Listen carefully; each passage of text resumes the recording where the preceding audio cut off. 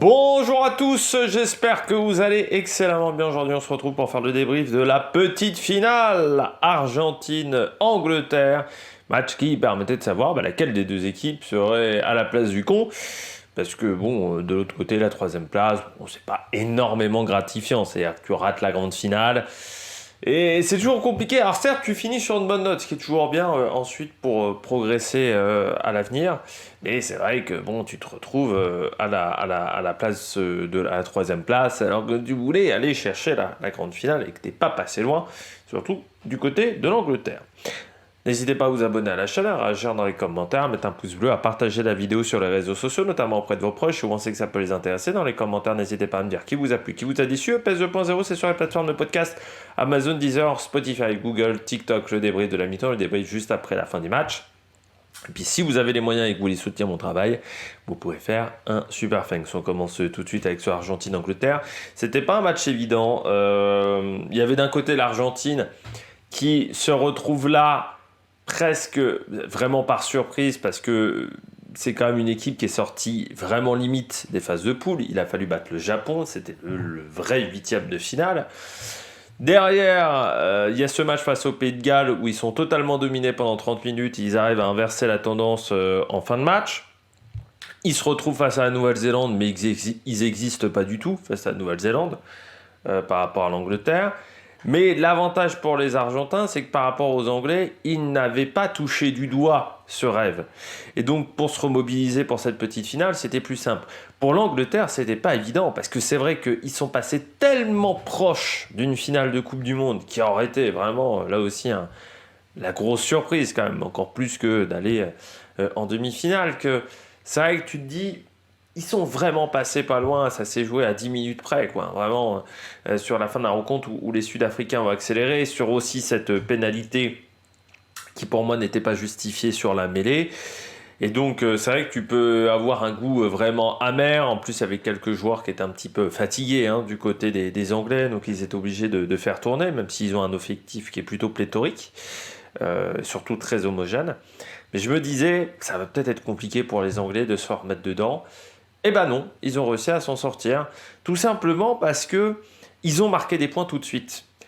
C'est vrai qu'ils ont un début de match qui est quasiment parfait, les Anglais, et notamment cette transformation de Owen Farrell au bout de 3 minutes de jeu, sous les sifflets, qui leur fait beaucoup de bien. Et j'ai pas compris. Alors déjà, il y avait une ambiance de mort dans le stade, comme pour le match de la Nouvelle-Zélande en demi-finale, où il y avait une ambiance, et pas d'ambiance, voilà, pendant quasiment toute la rencontre. Et les seuls moments où il y a eu de l'ambiance, c'était des sifflets pour Owen Farrell, ce qui je trouve est stupide, parce que enfin, ça sert à quoi de siffler Owen Farrell sur un match où il n'y a même pas l'équipe de France en plus? Tu crois vraiment que ça va supporter c'est parce que tout le monde était pour l'Argentine dans ce match-là? Je suis pas sûr, donc je comprends absolument pas les sifflets pour Owen Farrell. Mais c'est comme les sifflets pour Sexton, au bout d'un moment, ça devient ridicule. Ou les sifflets pour Verstappen du côté de la Formule 1.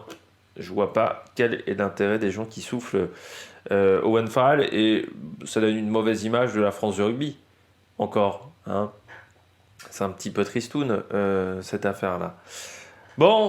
Sinon la rencontre, il n'y avait pas un énorme rythme, mais on s'attendait pas à un rythme démentiel non plus entre ces deux formations, parce que ces deux formations qui n'ont pas emballé forcément beaucoup leur rencontre, et que le premier match n'avait pas été très performant, enfin n'avait pas été super rapide non plus, le match avec les drops de George Ford.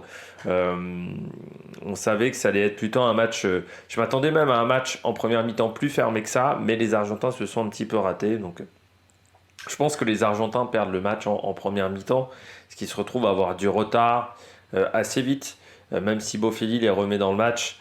Ça les a vraiment handicapés, cette entame de match qui était pas très bonne. On commence tout de suite avec les Argentins, ce qui m'a plu, ce qui m'a pas plu. Du côté de l'Argentine, encore une fois les en avant. C'est, je crois, l'équipe qui a commis le plus en avant sur cette compétition. Ça leur pourrit 2 occasions en deuxième mi-temps. Notamment une occasion sur une relance où ils sont en surnombre et pas de peau en avant. Enfin, pas de peau, non, maladresse. Il y a eu beaucoup trop de maladresse dans cette compétition de la part des Argentins offensivement. C'est une équipe qui a du potentiel derrière, parce qu'ils ont Bofiedi notamment, qui est très bon, qui a fait une très belle Coupe du Monde. Ils ont aussi Carreras, par exemple. Donc ils ont 2 joueurs intéressants. Sauf que ces mecs-là, ils ont très peu le ballon parce qu'il faut que ça leur arrive. Et je trouve qu'il y a vraiment des maladresses un peu stupides de la part des Argentins. Une défense agressive, mais qui a laissé des espaces sur les extérieurs, ce qui permet aux Anglais de marquer l'essai avec Ben Earl. Voilà, c'est un énorme espace qui est abyssal. Le contre de Théodane, mais là c'est les Anglais qui ont été opportunistes sur cette action-là, mais beaucoup trop d'espace, et notamment sur l'essai de Ben Earl, tu as des espaces comme as, et Ben Earl, il est absolument pas en difficulté pour marquer son essai. Aucune avancée en première mi-temps. Alors autant en deuxième mi-temps, mais sur les 30 premières minutes, il n'avançait absolument pas. Il trouve un peu la solution pour l'essai de Cubelli. C'était pas Bofill, pardon, qui a marqué l'essai, c'est Cubelli. Mais c'est vrai qu'ils avaient beaucoup de mal à avancer, à trouver à percer, rien que la première ligne. Par contre, en deuxième mi-temps, ça a été leur grande force, sauf que malgré le fait qu'ils aient trouvé des solutions au niveau des percées, qu'ils fassent des très bonnes touches, qu'ils se retrouvent à trouver des bonnes actions, le problème, c'est qu'ils se sont beaucoup trop débarrassés du ballon avec le jeu au pied. Ils ont fait la même erreur que les Sud-Africains. Face aux Anglais, il ne faut pas faire de jeu au pied. Malgré le fait que les Anglais ont récupéré beaucoup moins de ballons que sur le match face à l'Afrique du Sud, il y a un moment, il fallait porter le ballon à la main. Sauf qu'ils n'ont pas suffisamment réfléchi à comment faire pour amener de l'avancée dans la défense anglaise. Et c'est vrai qu'ils avaient beaucoup de mal à trouver les extérieurs. Et quand ils trouvaient les extérieurs, encore une fois, le gros problème de l'Argentine, difficulté à enchaîner 5-6 temps de jeu d'affilée. Et ça s'est vu à plusieurs reprises où ils font des en avant. Et ça leur coûte énormément. Oui, je croyais qu'il y avait plus de fautes que ça, mais ils ont eu que 7 fautes. Le problème, c'est que malgré le fait qu'ils ont 7 fautes, 7 fautes qui donnent 4 pénalités à Owen Farrell. Donc tu perds 12 points rien que sur tes fautes. Sur un match qui est aussi serré que ça, c'est beaucoup trop. Ça a été des fautes à chaque fois sur les zones de marque.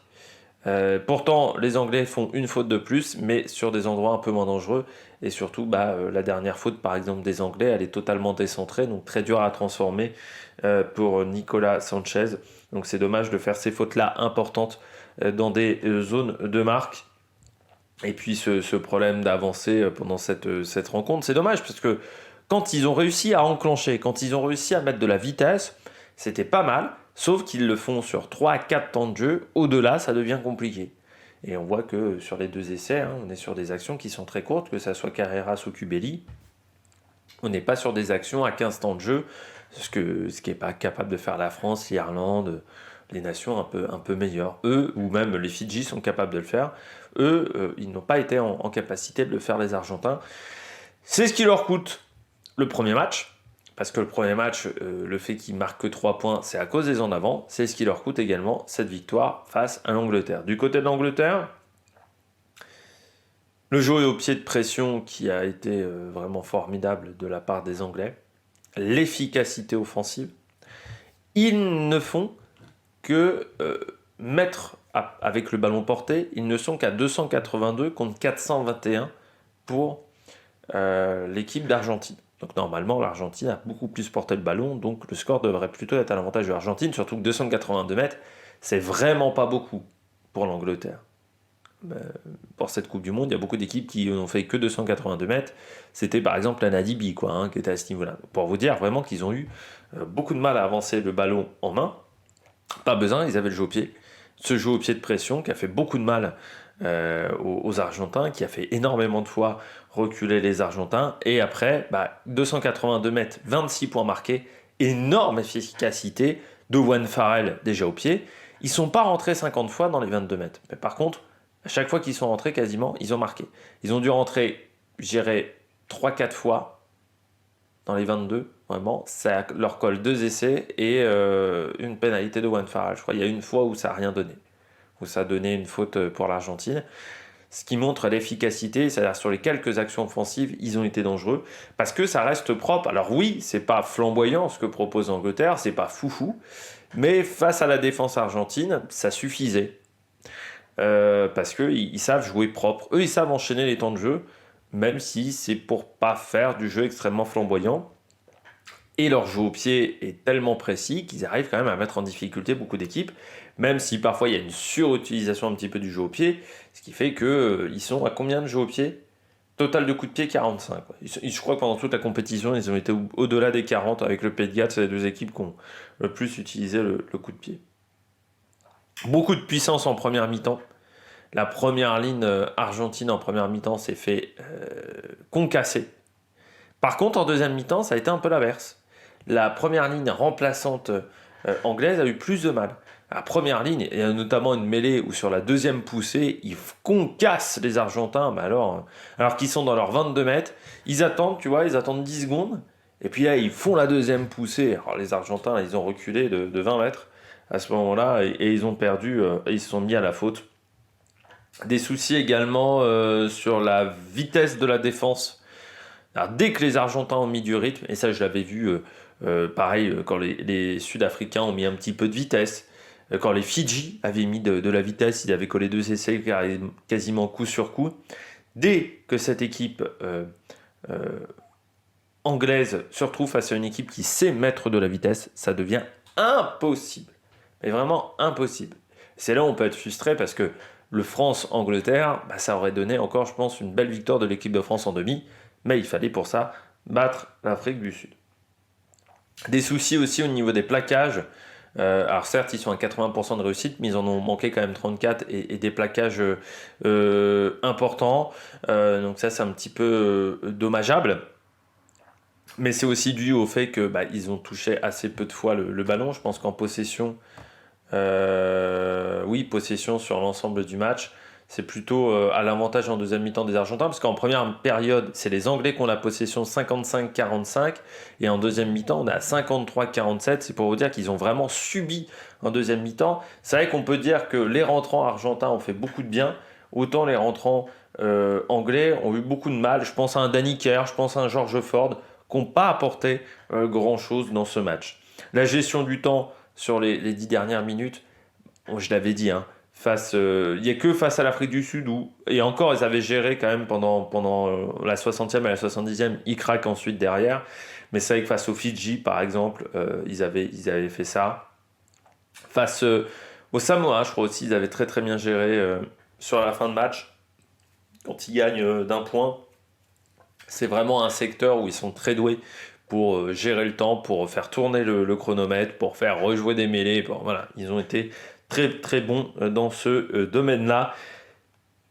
Et puis l'efficacité, voilà, l'efficacité vraiment de cette équipe en première mi-temps qui a été assez dingue.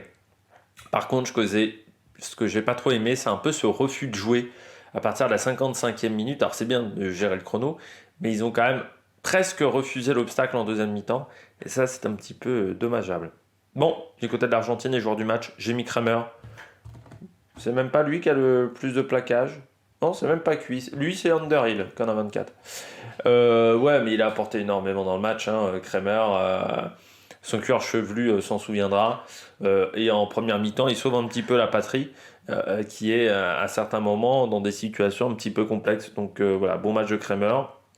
J'aurais pu mettre également Bofelli, Cubelli également, qui n'a pas fait un mauvais match, ou encore Carreras. Du côté des flops, j'ai mis Malia, Juan Kroos Malia. On l'a très peu vu dans ce match. On voyait tellement Bofelli par rapport à Malia. Donc voilà, je trouve qu'il a été trop discret. Et puis j'aurais pu mettre également Gallo, parce que sur les mêlées, alors je peux vous dire que ses adversaires anglais se sont bien amusés avec Gallo.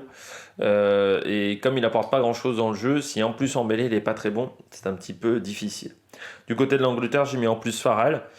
Réussir à marquer 16 points alors qu'il se fait siffler pendant tout le match, qui prend quand même des sacrés chocs, hein, parce qu'en fin de première mi-temps, à la 36e, il y a un Argentin qui l'a bien découpé.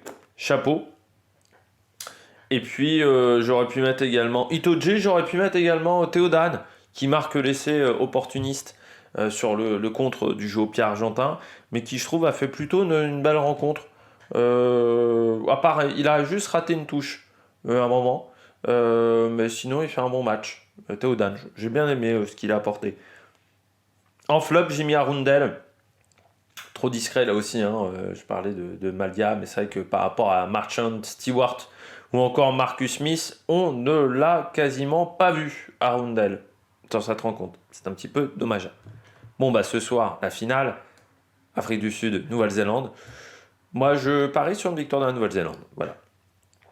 Déjà parce que j'aimerais une victoire de la Nouvelle-Zélande, parce que je trouve que dans le jeu offensif qu'ils proposent, c'est très intéressant, et notamment dans leur variété dans le jeu au pied et dans leur utilisation du jeu au pied.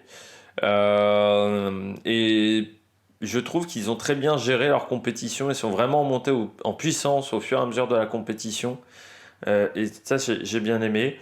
Et je pense quand même qu'ils ont les ressources pour mettre en difficulté les Sud-Africains, surtout qu'on a vu qu'ils étaient un petit peu en difficulté sur le jeu au pied.